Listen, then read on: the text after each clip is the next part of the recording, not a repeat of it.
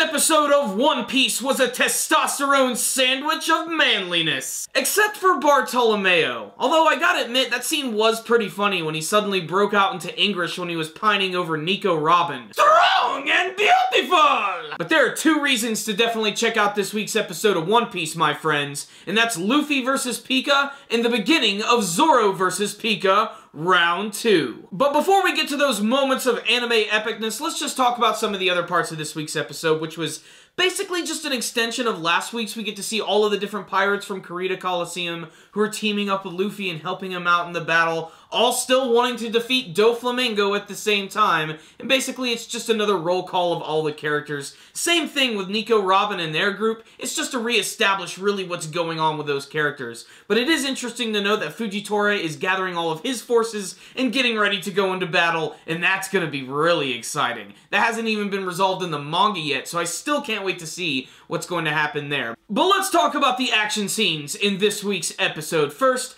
there's Luffy. What I love most about this scene is it seems like Luffy's literally playing a game of Shadow of the Colossus with Pica, as both him and Musi, Jeet, Abdullah, and Zoro literally are running up his arm. Luffy ends up jumping right in the air and does this amazingly awesome Grizzly Magnum by blowing his head off. Although we know this isn't going to defeat him, it's still a pretty impressive scene, and I love the attack the Grizzly Magnum. It's just big, powerful, and badass. At the very end of the episode, Pica decides to reveal his true form as he morphs out of the ground. And honestly, I really wish that this scene would have been the real formal introduction of Pica's true form. I mean, we already had it earlier with Doflamingo and his goons who were making fun of his voice, and I really felt maybe they should have kept him in the shadows, and this should have been the first real moment where we actually see his true form outside of the big stone monster. What's also really cool is that he brings out a big sword, reaffirming the fact that he's definitely going to fight against Zoro, because Zoro always fights against the swordsman. But this scene is fantastic, especially how Zoro sizes him up. He seems to get really excited about this battle, and has no problems in making fun of his voice by calling him a soprano-voiced dumbass.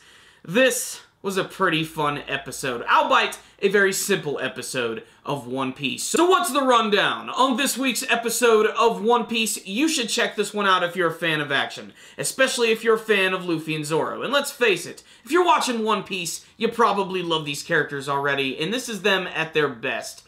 One, I love the Grizzly Magnum attack. I know it really had no effect at the end of the day, but it was a really cool looking scene, and I loved the build up to it. Especially this was when he was actually regrowing his other arm, and Luffy just decided, screw it, I'm gonna get in there and start attacking, and it was probably the best animated scene of this week's episode. That and all the stuff with Zoro at the end. The artwork in particular I thought looked really good at the end, especially with Zoro. He just looked plain pissed off and ready to have a good fight, and I cannot wait to see the rest of their battle. It's sure to be very impressive.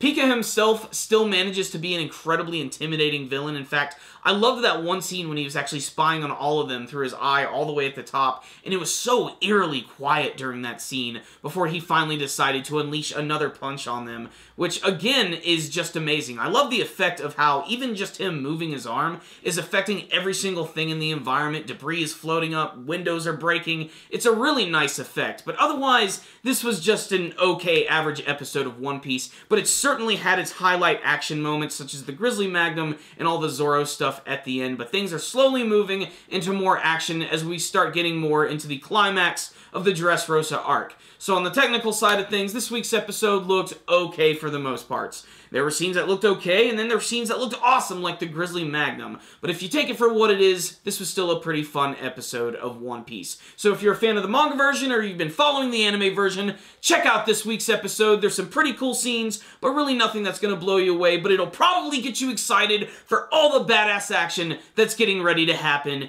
in Dressrosa. So I thought this was a good episode, but nothing too crazy. I'm going to give it a 3 out of 5. But how did you guys feel about this week's episode of One Piece? Did you like it? Did you like the action scenes? What battles are you hoping to see in the rest of this arc? And who is going to be the next member of the Straw Hat Pirates? Do you think it's going to be Bartolomeo, or do you think it's going to be someone else kind of surprising? Please tell me in the comment section below. Here's my quickfire review of The Rolling Girls, episode 11. I liked this episode, mostly for the action scenes. Big surprise, right? But still, there's one problem I still have with the show. I just don't care about the characters, especially the main ones themselves, the Rolling Girls.